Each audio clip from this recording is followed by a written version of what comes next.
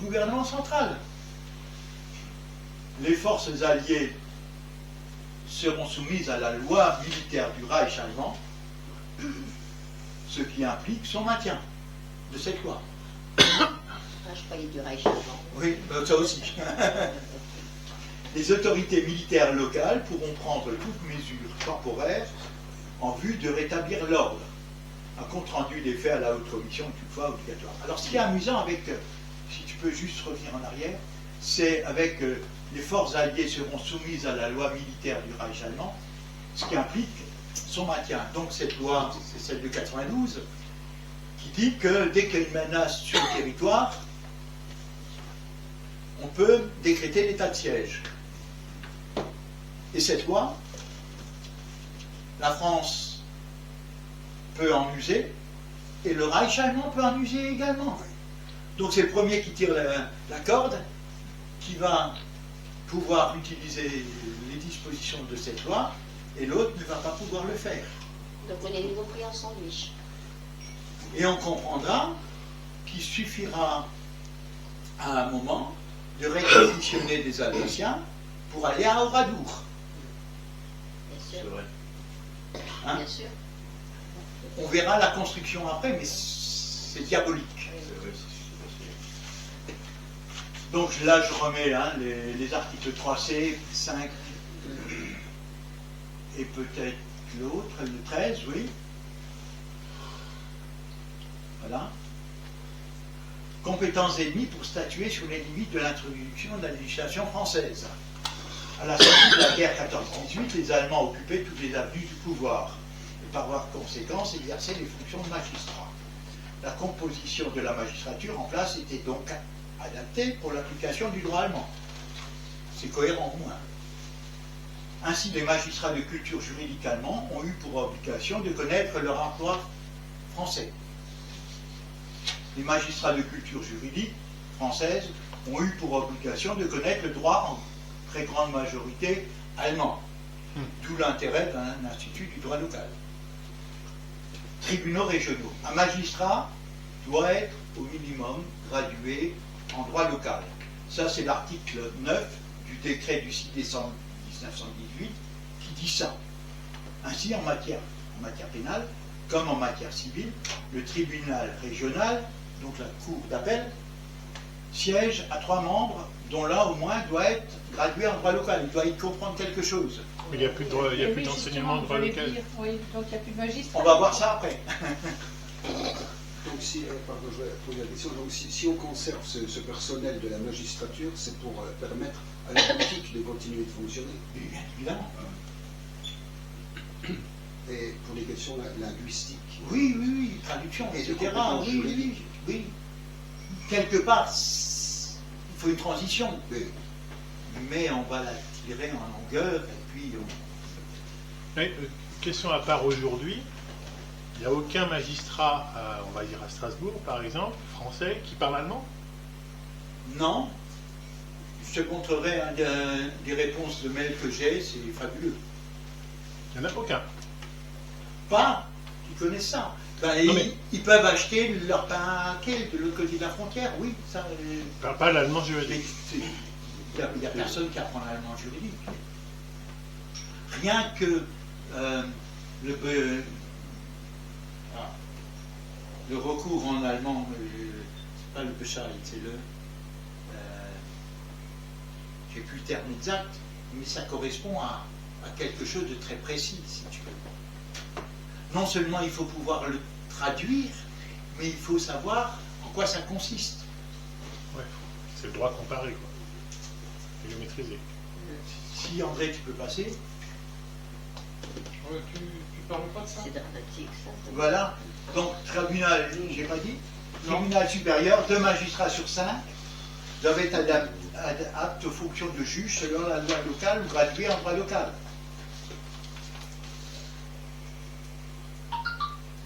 Et voilà, enseignement du droit local par un institut du droit germanique. C'est-à-dire qu'on commence quand même à se poser la question, il faudrait enseigner le droit en vigueur en Alsace, et on va créer l'Institut du droit germanique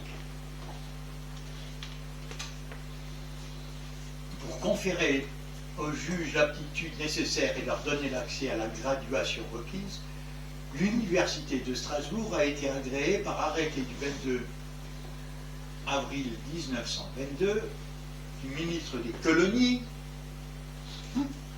pour enseigner le droit local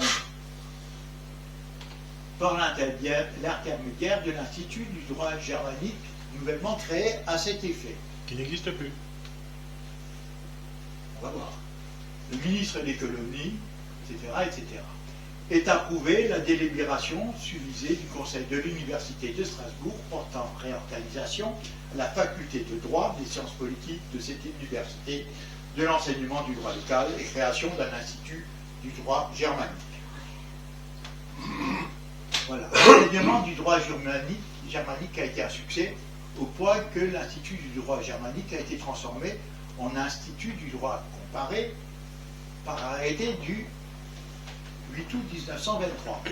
L'Institut du droit germanique, arrêté par M. le ministre de l'Instruction publique, en date du 22 avril 1922, a fonctionné depuis le mois de novembre 1922. Le succès obtenu par l'organisation nouvelle et diverses circonstances ont amené la faculté à penser que l'organisation réalisée par l'arrêté ministériel précité devait être à présent élargie. À la suite de délibérations approfondies, l'Assemblée de la faculté et le Conseil de l'université ont proposé à M. le ministre de transformer l'Institut du droit germanique en Institut du droit comparé.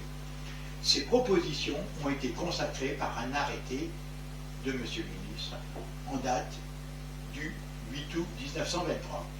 Seulement, l'arrêté n'a jamais été publié. On va voir ça après. Vous voyez, donc, issu du régulat que je t'ai donné, 8 août 1923, arrêté portant règlement de l'Institut du droit comparé et d'économie comparée, non publié.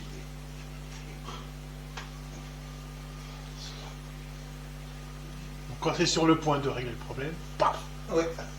J'ai pour principe de rien inventer. Je compile des documents, des informations, je les mets à la suite l'une de l'autre, mais j'invente rien. On ne pourra pas expliquer ça à Gabriel Attal, c'est pas possible. Il n'est pas capable de comprendre. Légalisation, alors là on commence quand même à devenir de plus en plus fort. Légalisation de l'incompétence des magistrats. Non-respect des prescriptions de formation au droit local. Les articles 9 et 16 du décret du 6 décembre 1918, qui a imposé aux magistrats, outre la connaissance du droit allemand, la connaissance du droit français, ont été abrogés. Il faut souligner qu'à ce moment-là, les juristes d'Alsace-Lorraine étaient entrés en grand nombre dans la magistrature nouvellement organisée. Aussi, les prescriptions d'enseignement du droit local ne pouvaient être organisées. L'abrogation des articles 9 et 16 du décret du 6 décembre 1918 demandait une mention spéciale. Ces articles prescrivaient la prescription des 2 magistrats gradués en droit local dans chaque chambre du tribunal supérieur et la présence d'un de ces magistrats dans chaque chambre des tribunaux régionaux. Ces prescriptions qui datent de l'époque où, au lendemain de l'armistice, les juristes d'Alsace et de Lorraine étaient entrés en grand nombre dans la magistrature nouvellement organisée des départements recouvrés, n'ont plus pu être observées dans la suite dans de très nombreux cas. Ça, c'est les rapports du Sénat. Il a donc été plus facile de dispenser tous les juristes, et notamment les magistrats, de connaître le droit local d'Alsace-Moselle. Incompétence des magistrats sans effet sur la validité des décisions de justice. L'absence de compétence des magistrats en droit local n'a cependant pas eu d'effet sur la validité des décisions judiciaires. Nécessité d'un recours à la loi pour éviter le moyen lié à l'incompétence des magistrats. Or, d'après le code de procédure civile locale, l'inobservation de pareille prescription peut servir de base à une action en nullité. Le juge ne sait pas, ça va être nul. faut pas déconner. L'inobservation de pareilles prescriptions peut servir de base à une action en nullité dirigée contre le jugement ou l'arrêt passé en force de chose jugée. Il est nécessaire d'exclure à pareil moyen par une déclaration formelle de la loi et de ratifier ainsi l'inobservation du décret du 6 décembre 1918 imposé par la force des choses. Toujours le sien. Ben, voyons voir l'annexe de ce code. On peut absoudre n'importe quelle affaire, alors, du coup. Pardon? Si on peut absoudre n'importe quelle affaire, quelqu'un a commis un crime, je sais pas, il est dans le tribunal, je sais pas. C'est la loi des petits seigneurs du coin. Voilà. C'est les Et féodaux. on en est, Les moi j'ai seigneurs. fait une comparaison avec les études cliniques de stade 3, je ne sers plus à rien. En fait, on Donc- n'est pas sorti de la féodalité. Hein. Les représentations nationales françaises et Alsacienne-Lorraine ont adopté la compétence des magistrats en matière de droit local par l'article 15, alinéa 2 de la loi du 25 juillet 23. Sont également abrogés Oh là là. les articles 9 et 16 du décret. C'est pas fini, hein, vous allez le découvrir au fur et à mesure. Encore qu'ils prescrivent la présence des juges gradués en droit local aux audiences des tribunaux de la Cour de Colmar. La non-observation des articles suivants ne pourra pas donner lieu à l'action en nullité des articles 579 du Code local de procédure civile. Donc du Code allemand. Les Allemands disaient, ben, s'il ne connaît pas, c'est nul. Les Français, ben, s'il ne connaît pas, c'est quand même bon. On continue. C'est toujours comme ça. Et tout à l'heure, quand je parlais de négligence et ainsi de suite, il y a quand même un peu, toujours cette, un petit peu, entre parenthèses, incompétence quand même. Hein. C'est gentil, négligence, je trouve. Ah oui, c'est... Je pense qu'ils assurent leurs arrières au cas où. Et il arrive une grosse Nébuleuse introduction de la législation civile française. C'est nul, et bah non, c'est pas nul. Et puis, La question de la publication des lois françaises dans les territoires annexés à la France n'est en réalité, ça peut intéresser les Savoyards, en réalité prévue par aucun texte de notre législation. De ce silence, il résulte que le nouveau pouvoir chargé d'introduire la législation dans un nouveau territoire annexé à la France, pouvoir qui peut être soit l'exécutif, soit le législatif, est seul compétent pour déterminer les règles concernant cette mise en vigueur. C'est lui qui les détermine souverainement. Ben, ça veut dire que les textes allemands n'ont jamais été publiés. Moi, je ne connais pas, il faut que j'aille à Berlin pour chercher les textes. Bon, heureusement qu'il y a Internet maintenant, mais c'est fabuleux quand même comme démarche. Énumération purement énonciative des lois introduites. Ben, on l'avoue quand même que on va énoncer certaines lois, pas toutes, mais il y en a certaines. Tout à propos de la notion ensemble de la législation civile française et de son contenu, des limitations entre la législation civile et les lois du droit public inexistantes. Ça, c'est prodigieux aussi. Loi dont le caractère civil est contestable, danger d'assimilation du droit commercial au droit civil écarté. L'exposé des motifs, donc de Robert Schuman, explique le sens de l'énumération purement énonciative des lois introduites.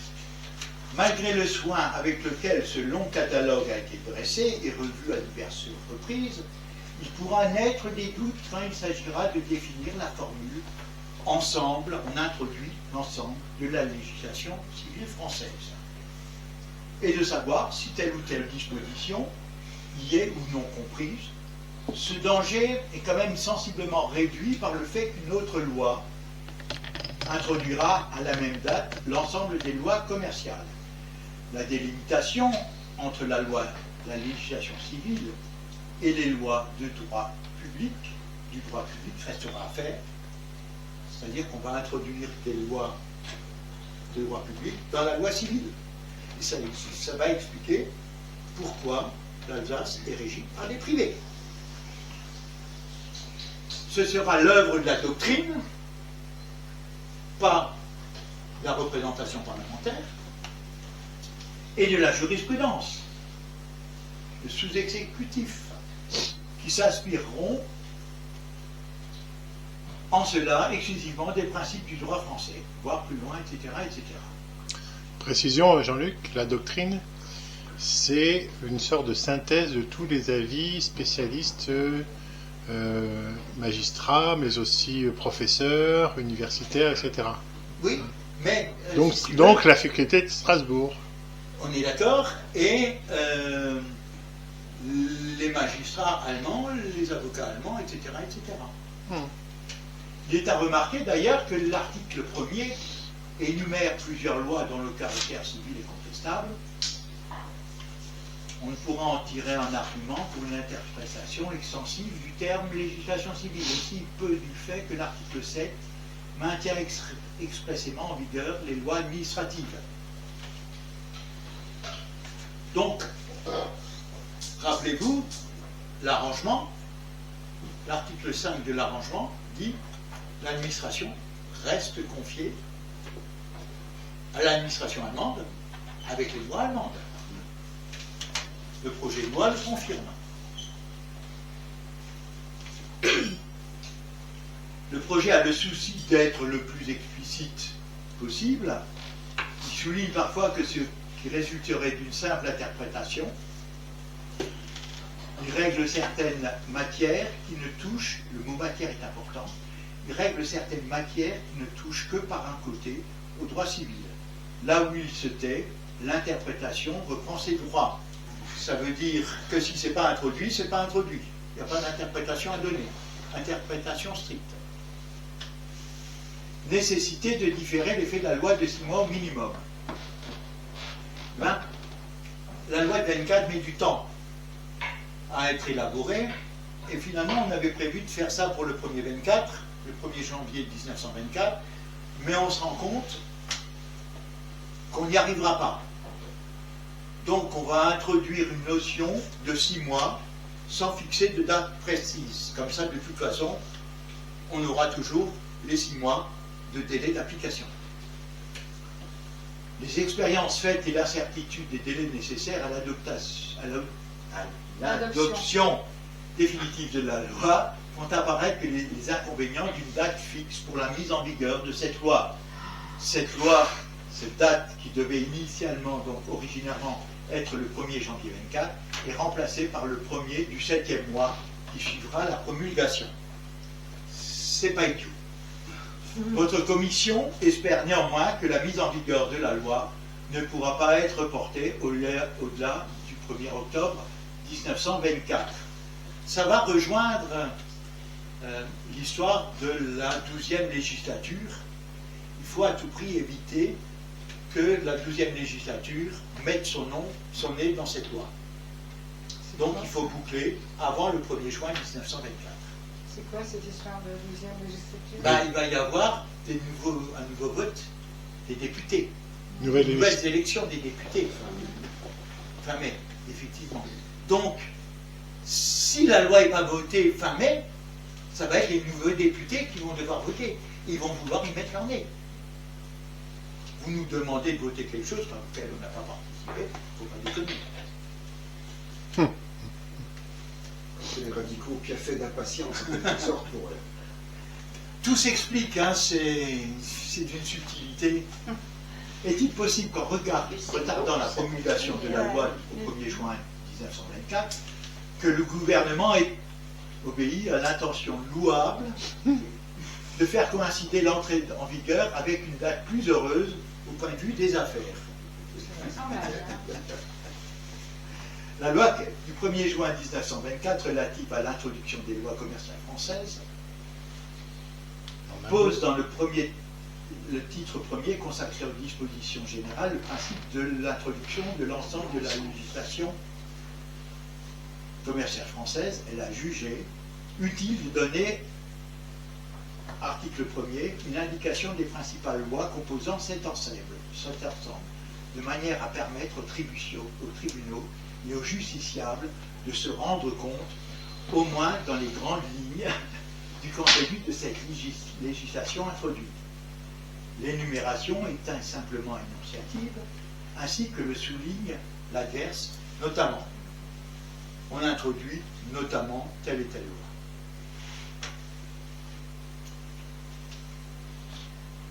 Vote d'urgence.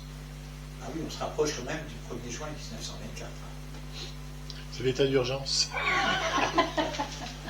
Écart, grand juriste alsacien, célébré par l'Institut du droit local, rapporteur, j'ai l'honneur de vous demander au Sénat, d'accord avec le gouvernement, de vouloir bien déclarer l'urgence, Monsieur le Président.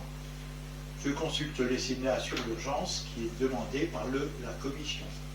D'accord avec le gouvernement, il n'y a pas d'opposition, l'urgence est déclarée.